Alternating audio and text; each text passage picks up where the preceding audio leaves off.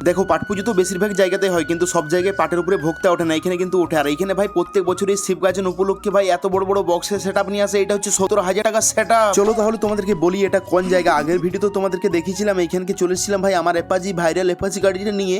আর এখন বেরিয়ে গেছে মন্দিরের থেকে পাটটা, এবং এই পাটটা নিয়ে যাচ্ছে পুকুরে এটার উপরে জল ঢালা হবে বা স্নান করানো হবে, সবাই স্নান করবে, এই হচ্ছে ব্যাপার। প্রত্যেক বছরই কিন্তু পাটটা মন্দির থেকে একদম পুকুরে নিয়ে যাওয়া হয়, পুকুরে সবাই জল ঢালে গ্লাসে করে এবং সমস্ত ভক্তরা ডুব দেয়। কত স্পিডে যাচ্ছে একবার দেখো। আমি একটু দাঁড়িয়েছি ভাই, কত দূরকে পৌঁছে গেল, তারপর চলে এলাম আমি পুকুরে। পাটে জল ঢালা সেই সুন্দর দৃশ্যটা তোমাদেরকে দেখানোর জন্য চলেছিলাম পুকুরে কত মানুষ এসেছে একবার দেখো তোমরা এই দৃশ্যটা দেখার জন্য। ভাই এই সুন্দর দৃশ্য মানে কি বলবো তোমাদেরকে। দেখতে পাচ্ছ ফলগুলো ফাবড়াচ্ছে, ছোট ছোট আমগুলো ছিল তাদের কাছে, ভক্তদের কাছে, সেইগুলো ফাবড়াচ্ছে পুকুরের দিকে। যা কিছু নিয়ম আছে সেইভাবেই প্রত্যেক বছরই কিন্তু এর মন্দির থেকে পাটটা প্রত্যেক বছরই কিন্তু এই পুকুরকে এইভাবেই নিয়ে আসা হয়, এবং এখানে এসে পরে অনেক কিছু নিয়ম আছে, সেই নিয়ম মেনেই কিন্তু এইভাবে জলটা ঢালা হয়। দেখতে পাচ্ছ গ্লাসে করে পাটের মধ্যে জল ঢালছে, এবং সমস্ত দাদাদের যা কিছু নিয়ম মানে যতবার ঢালতে হয় সেই সমস্ত কিছু কমপ্লিট করার পর পাটটা এখান থেকে নিয়ে চলে যাবে একটা আম গাছের নিচে, এবং সেখানে পুজো হবে, এবং সেখানে পুজো হওয়ার পর পাটে উঠবে পাট ভোক্তা। চলো এখন জলটা ঢালা হোক, তারপর তোমাদের সাথে কথা হচ্ছে। এখন কিন্তু কিছু দাদাদের দেখতে পাচ্ছ জল ঢালা কমপ্লিট হয়ে গেছে, এবং তারা গা মুছছে, গামছাগুলো নেঙ্গুড়ি পরে গা মুছছে দেখতে পাচ্ছ। আর এখন কিন্তু পাটটা নিয়ে বেরিয়ে পড়েছে দেখতে পাচ্ছ, সবাই পুকুর থেকে এখন পাট নিয়ে যাচ্ছে দেখতে পাচ্ছ। এখন যাচ্ছে আম গাছের নিচে, পুজো হবে, এরপরে এই আম গাছের নিচে কিন্তু পুজোটা হবে। এবং এখানে কিন্তু সেই পাট পুজো দেখার জন্য এত মানুষের ভিড় হয় মানে কি বলবো। তাও কিন্তু মানে প্রত্যেকটা জায়গাতে পাট পুজোটা একটা দিনেই, তো তার জন্য ভিড়টা একটু কম হয়, আরো পরিমাণে ভিড় হওয়া দরকার ছিল মানে কি বলবো। দেখো এই পাট পুজো তো বেশিরভাগ জায়গাতেই হয়, কিন্তু পাটের মধ্যে ভোক্তা কিন্তু উঠে না সব জায়গায়, তার জন্য কিন্তু এখানে এত